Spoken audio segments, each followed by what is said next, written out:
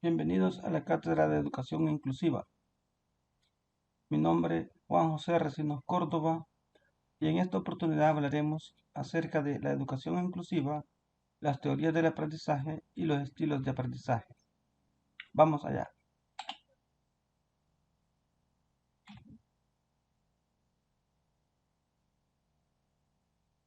Educación inclusiva, un modelo de educación para todos.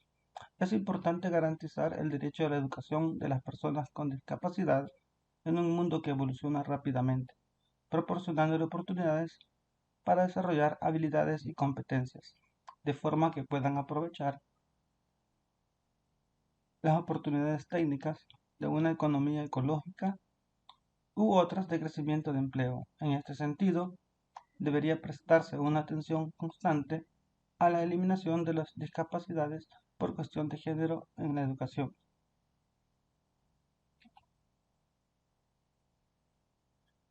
Evolución del modelo de educación para personas con discapacidad.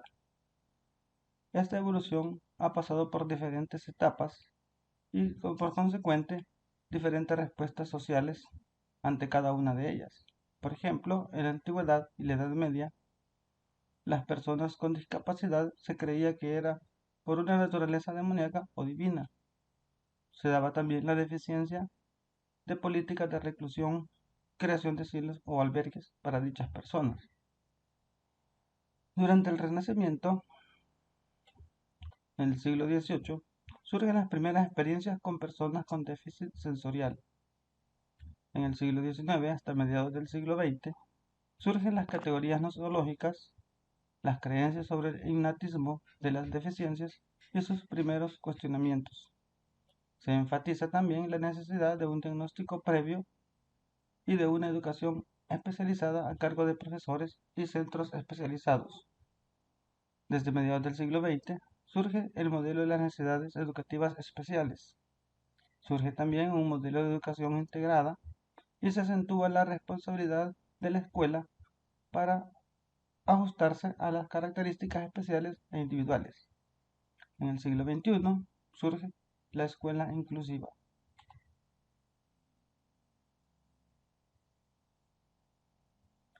Hablaremos de la segregación a la educación especial.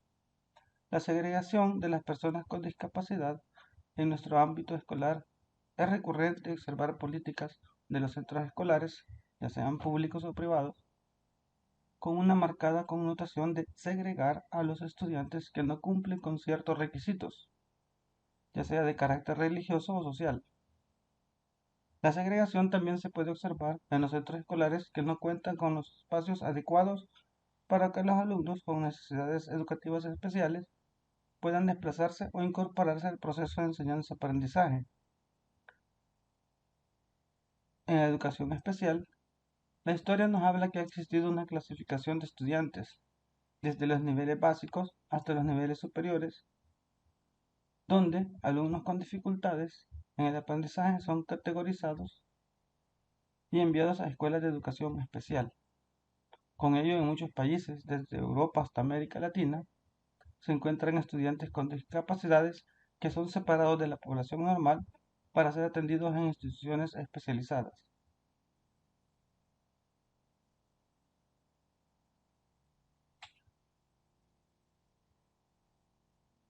Evolución internacional del concepto de educación inclusiva. En 1994 se da la Declaración de Salamanca, lo cual representa un compromiso importante designado por varios mandatarios de diversos países, con la firme intención de dar una educación para todos aquellos estudiantes que históricamente se encontraban ya sea en una situación de exclusión del sistema educativo regular o común o en un espacio segregado, aunque dentro del mismo sistema escolar.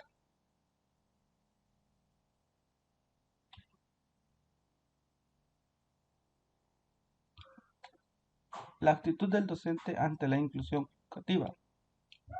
El éxito de una mayor inclusividad educativa está marcado por ciertos aspectos relevantes que se relacionan con el liderazgo de las escuelas, es decir, una cultura colaborativa, arreglos y adaptaciones de la infraestructura que facilite el acceso y la posibilidad de compartir la experiencia de otros profesores, y con el desarrollo profesional de especialistas.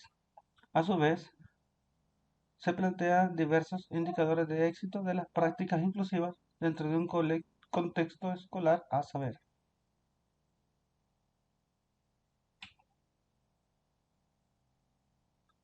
los factores que impactan en la actitud de los docentes. Los docentes, en su práctica profesional, no solo deberían dominar los contenidos que imparten, sino que es necesario que también, propiciando oportunidades de mayor desarrollo e inclusión educativa. En la medida que el profesor asuma esta doble responsabilidad, manifestará una actitud más positiva ante los estudiantes con distintas necesidades educativas. Ahora bien, considerando que la actitud del profesor hacia la inclusión educativa está condicionada a la presencia de diferentes factores que pueden facilitar u obstaculizar sus prácticas inclusivas, se hace necesario centrarse en estos aspectos, los cuales son la experiencia docente, las características de los estudiantes, tiempo y recursos de apoyo, formación docente y capacitación de los mismos.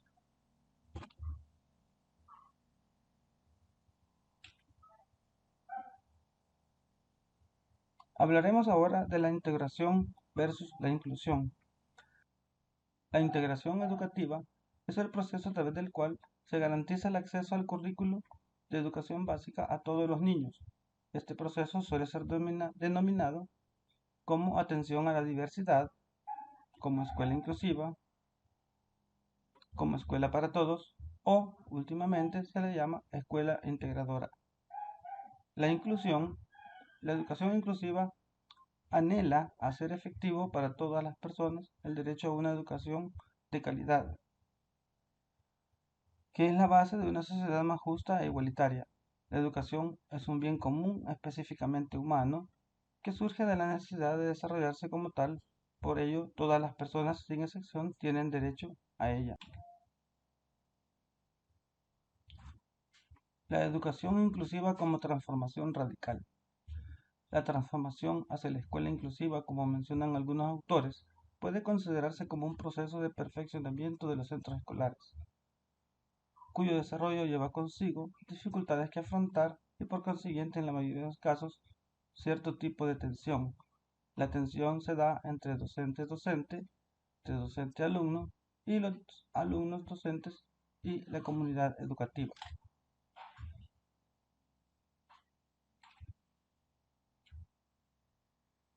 Hablaremos ahora un poco acerca de las teorías del aprendizaje.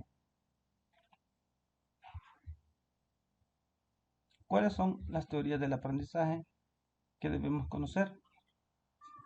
Principalmente hablaremos acerca de la conductista, la teoría del desarrollo cognitivo, la teoría del desarrollo próximo, el aprendizaje acumulativo de Gardner, el aprendizaje por descubrimiento de Brunner, el aprendizaje significativo de Ausubel y el aprendizaje social de Bandura, así como también hablaremos acerca del constructivismo. Cada uno de estos estilos de aprendizaje tienen diferentes características que son enmarcadas dentro del currículo educativo. Vamos a ver. El conductismo. ¿Cuáles son las características principales del conductismo? Se basa en la modificación de la conducta del individuo. El principio básico es el estímulo-respuesta, según lo planteaba el sociólogo-psicólogo Iván Pavlov. Se analiza también la conducta observable en función de la interacción entre la herencia y el ambiente. Considera que la conducta humana es aprendida, por tanto es susceptible de ser modificada. El principio básico de esta teoría es el refuerzo positivo o refuerzo negativo.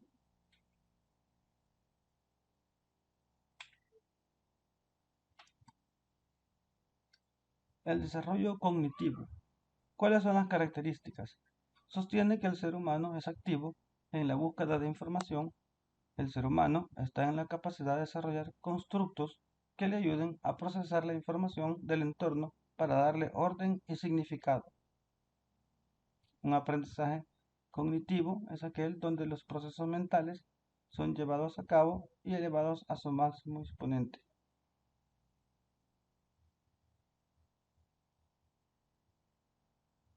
Desarrollo próximo. Su principal representante es Lev Vygotsky, que menciona que la capacidad de aprendizaje está en función de la mediación social en la construcción de los procesos mentales.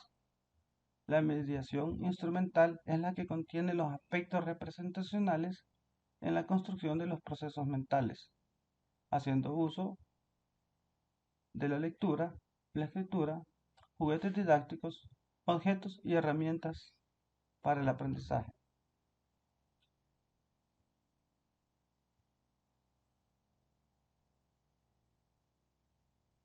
Hablaremos sobre la teoría del aprendizaje acumulativo de Gardner. Gardner considera que el aprendizaje es el producto de las relaciones que el sujeto establece en el entorno. Propone 8 tipos de aprendizajes, los cuales son reacción ante una señal, estímulo-respuesta, encadenamiento, asociación verbal, discriminación múltiple, aprendizaje de conceptos, aprendizaje de principios y resolución de problemas.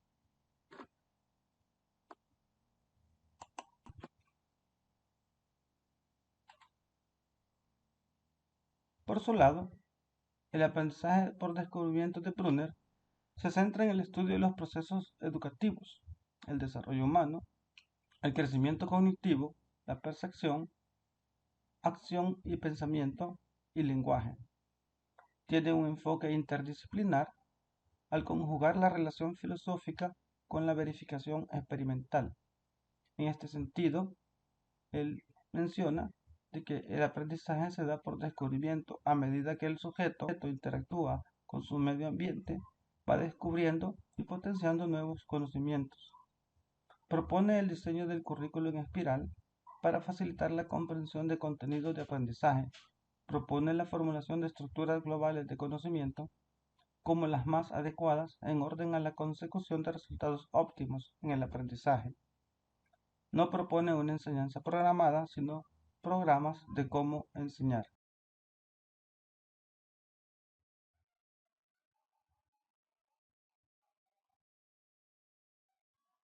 El aprendizaje significativo de Ausubel. Ausubel pretende superar las limitaciones del conductismo y del psicoanálisis. Las pautas del comportamiento pueden aprenderse por propia experiencia y mediante la observación de la conducta de otras personas. Considera que la conducta de los demás tiene una gran influencia en el aprendizaje. La formación de constructos y la propia conducta propone un modelo de aprendizaje por imitación. En este punto, Ausubel nos plantea de que el estudiante aprende por imitación. Muchas veces hemos visto que el niño aprende por imitación de los padres, de sus hermanos mayores o de algún otro familiar. Lo mismo sucede en la escuela cuando el estudiante aprende a través de un proceso de imitación del docente.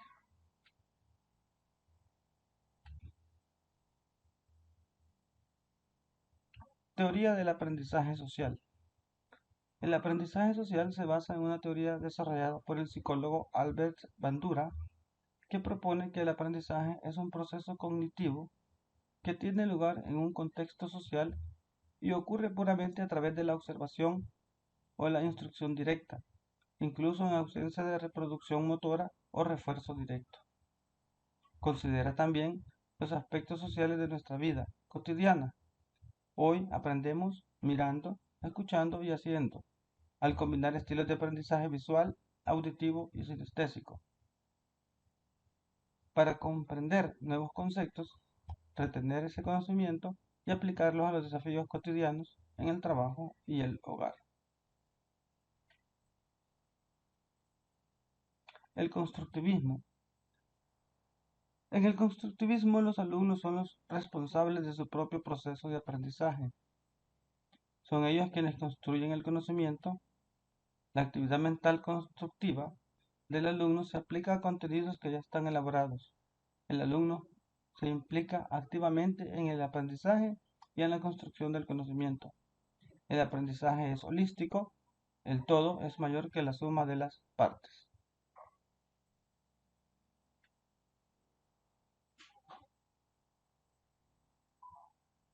Hablando de estilos de aprendizaje, Smith define los estilos de aprendizaje como modos característicos por los que un individuo procesa la información, siente y se comporta en las situaciones de aprendizaje.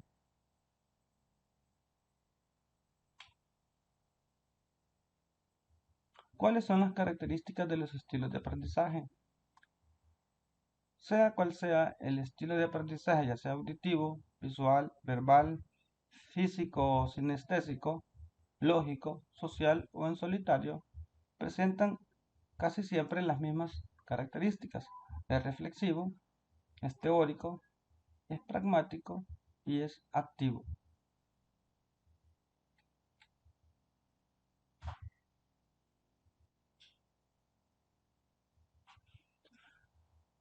Hablaremos acerca de los tipos de currículo educativo. Tenemos primeramente el currículum oficial, que es el documento elaborado por un sistema educativo nacional y está sujeto a cambios según lo exija el contexto. Tenemos el currículum operacional, que son las prácticas reales de la enseñanza que se aplican en el aula. Tenemos también el currículum oculto, que es el aprendizaje que nos trae el día a día. Generalmente este currículum oculto se lleva transversalmente al currículum oficial. El currículum nulo, que es aquel que presenta temas superficiales de estudio, pero que en algunas ocasiones no son enseñados. Y el extracurrículo es el que plantea experiencias planificadas por la institución, pero que son externas o totalmente alejadas del currículum oficial. Veremos ahora un video acerca de la educación inclusiva.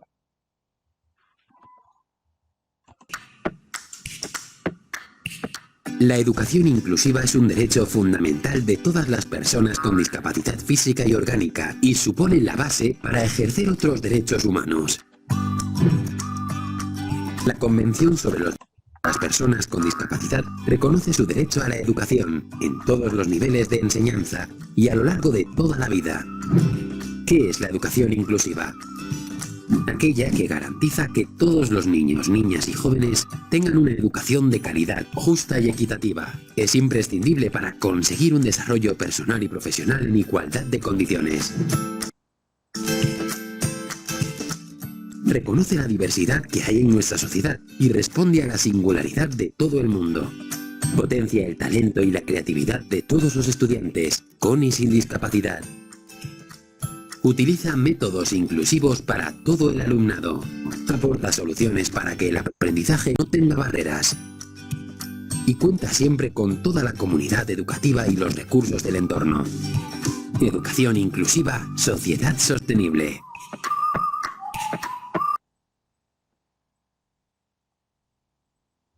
Así que hemos llegado al final de la presentación. Espero que haya disfrutado de la presentación de